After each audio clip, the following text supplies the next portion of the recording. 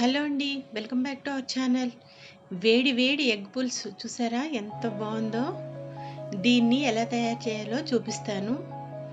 ముందుగా ఒక mixie jar తీసుకొని అందులో కొంచెం జీలకర్ర, కొంచెం ధనియాలు, ఒక పెద్ద ఉల్లిపాయను కట్ చేసి వేసుకోవాలి. నిమ్మకాయ సైజంతా చింతపండుని కూడా వేసుకోవాలి. తర్వాత కొంచెం అల్లం వెల్లుల్లి పేస్ట్, ఒక 3 ఎండుమిరపకాయలని, తర్వాత ఒక పెద్ద టమాటాను కట్ చేసి వేసుకోవాలి.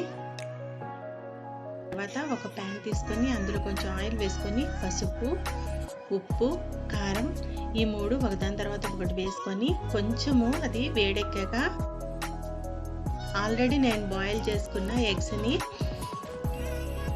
ఆ పైన తొక్క తీసేసి వేసుకున్నాను. ఇలా చిన్న చిన్న గంటలు పెట్టి వేసుకోవాలి, లేకపోతే ఎగ్ పేలుతుందన్నమాట.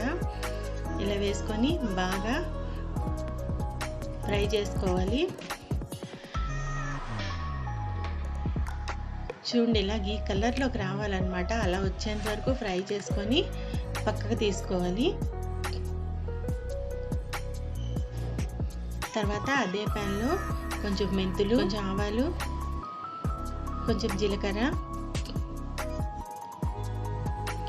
తర్వాత మెంతి పొడి. మనం పులుసు అనగానే మెంతి పొడి కామన్ కదా, కొంచెం మెంతి పొడి వేసుకొని తర్వాత అందులో ఒక 4 పచ్చిమిరపకాయలను వేసుకోవాలి, కొంచెం కరివేపాకును వేసుకోవాలి. వేసుకొని ఒక 3 ఎండుమిరపకాయలని చిన్న చిన్న ముక్కలుగా కట్ చేసి వేసుకోవాలి. వేసుకొని ఆనియన్స్ని చూడండి ఇలా రింగ్స్లా కట్ చేసుకొని వేసుకోవాలి. ఈ ఎగ్ పులుసులోకి ఈ ఆనియన్స్ ఇలా కట్ చేసుకొని వేసుకుంటే టేస్ట్ చాలా బాగుంటుందండి. ఇలా వేసుకొని అది కొంచెం మగ్గించుకోవాలన్నమాట.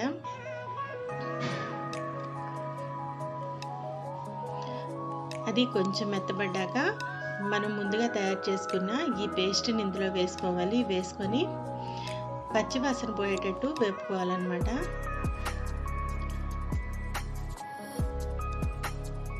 ఇలా నూనె పైకి తేలినట్టయితే మనకి అది బాగా వేగినట్టే. ఇంకా అందులో మనం కొంచెం వాటర్ని యాడ్ చేసుకోవాలి.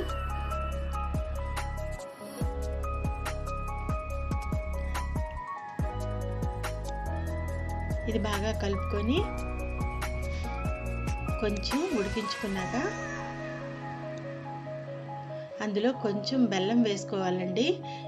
మేము పులుసు అనగానే కొంచెం బెల్లం వేస్తాను. ఇది ఆప్షనల్, మీకు అది స్వీట్నెస్ ఇష్టం లేకపోతే తీసేయచ్చు, మీరు వేసుకోవాల్సిన అవసరం లేదు.